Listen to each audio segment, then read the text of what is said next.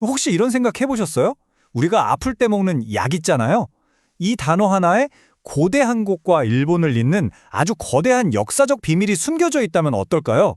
지금부터 그 놀라운 연결고리를 한번 파헤쳐 보겠습니다. 아니, 무당이 하는 제사랑 우리가 먹는 약이 대체 무슨 상관이냐고요? 언뜻 보면 전혀 상관없어 보이잖아요. 그런데 말이죠. 이 둘 사이에 아주 오래된 언어와 문화의 연결고리가 숨어 있습니다. 자, 지금부터 그 수수께끼를 함께 풀어보시죠. 오늘 우리가 파헤쳐볼 가설의 핵심 바로 이겁니다. 일본어로 약을 뜻하는 단어 쿠수리가 고대 한국의 샤먼 의식 바로 굿에서 유래했다는 주장이에요. 와. 그러니까 옛날에는 병을 고친다는 행위 자체가 곧 제사였다. 바로 이 말이죠. 아니 근데 굿이 어떻게 쿠스리가 되죠? 발음도 완전 다른데요. 그 비밀이 바로 고대 소리 법칙에 숨어 있습니다. 단어가 국경을 넘어가면서 어떻게 변신하는지 그 암호를 푸는 열쇠를 지금부터 같이 한번 찾아보겠습니다. 자료에서 제시하는 이 소리 법칙이 바로 암호 해독 열쇠입니다. 좀 어렵게 들리죠? 쉽게 말하면 이런 거예요. 한국어 단어 끝에 있는 디귿이나 트윽 받침이 일본어로 넘어가면서 스 발음으로 스르륵 바뀌었다는 거죠. 바로 이 원리가 굿을 쿠스리로 바꾸는 마법의 열쇠가 됩니다. 자, 이 변천 과정을 한번 보세요. 진짜 재밌습니다. 먼저 1단계, 병을 고치려는 의식, 굿이 있었겠죠? 여기에 어떤 행위를 뜻하는 우리말 전미사, 리가 붙어서 2단계, 굿리가 됩니다. 굿을 하는 것이라는 뜻이죠. 자, 이제 마지막 3단계에서 아까 그 소리 법칙이 딱 적용되는 거예요. 굿의 드 받침이 시옷으로 바뀌면서 구스리가 된 겁니다. 와, 결국 일본어 약이라는 단어 자체가 병을 낫게 해달라고 굿을 하는 행위라는 뜻을 고스란히 품고 있었던 거죠. 그리고 이게 끝이 아니에요. 이런 패턴이 또 있습니다. 분석에 따르면요. 병이 낫다 할 때 그 낫다랑 일본어로 병이 치료된다는 뜻의 나우루가 사실은 같은 뿌리에서 나왔다고 해요. 치유라는 개념 자체에 이미 두 언어 사이에 깊은 연결고리가 있었다는 거죠. 자, 지금까지는 언어 얘기를 해봤는데요. 이 연결고리는 단어에만 있는 게 아닙니다. 훨씬 더 구체적이고 눈에 보이는 증거가 있어요. 바로 두 문화에서 가장 신성하게 여겼던 실제 유물들, 즉 샤먼의 도구들을 통해서 이 가설을 한 번 더 깊게 파고들어 보겠습니다.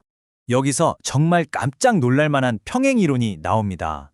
일본 황실의 권위를 상징하는 삼종신기 있잖아요. 이게 고대 한국의 샤먼, 즉 제사장이 구술할 때 사용하던 거울, 칼, 구슬과 거의 완벽하게 일치한다는 거예요. 이게 과연 단순한 우연일까요? 이 도구들은 그냥 장식품이 아니었어요. 거울은 악한 기운을 물리치고 칼은 병이나 나쁜 것들을 베어내며 구슬은 사람의 영혼, 즉 타마를 달래고 치유하는 아주 핵심적인 도구였습니다.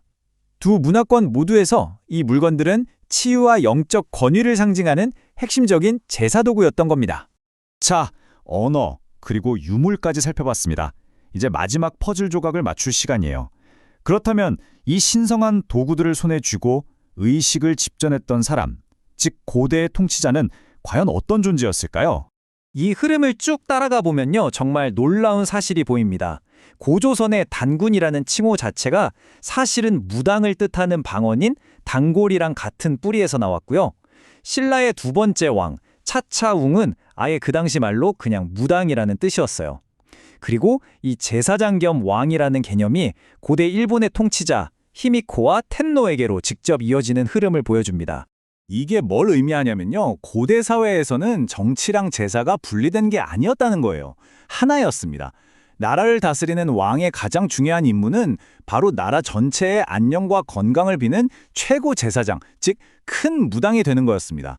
정치 지도자이면서 동시에 영적인 지도자였던 거죠. 자, 이렇게 언어, 유물, 그리고 통치자, 이 세 가지 단서를 다 모아보니까 어떠세요? 하나의 거대한 그림이 그려지지 않나요? 바로 한 뿌리에서 시작해서 두 개의 위대한 나라로 뻗어나간 그런 이야기 말입니다. 이것이 바로 이 가설의 핵심입니다. 구술하는 행위가 약, 즉 치유가 되는 것처럼 한 사람의 병을 고치는 것과 나라 전체를 다스리는 것이 고대 세계에서는 본질적으로 같았다는 거죠. 그리고 그 중심에는 늘 신성한 제사가 있었습니다. 그리고 이 가설은 놀랍게도 현재까지 이어집니다. 오늘날 일본 텐노의 가장 중요한 임무가 제사를 지내는 것인 이유는 바로 고조선 시대의 재정을지 전통이 살아있는 화석처럼 일본에 남아있기 때문이라는 것이죠. 정말 놀랍지 않나요? 우리가 그냥 무심코 매일 쓰는 말 속에 과연 얼마나 많은 고대의 비밀들이 이렇게 숨어 있을까요? 어쩌면 우리가 아직 발견하지 못한 더 많은 역사적 진실들이 바로 우리 곁에서 그 암호를 풀어주길 기다리고 있는지도 모르겠습니다.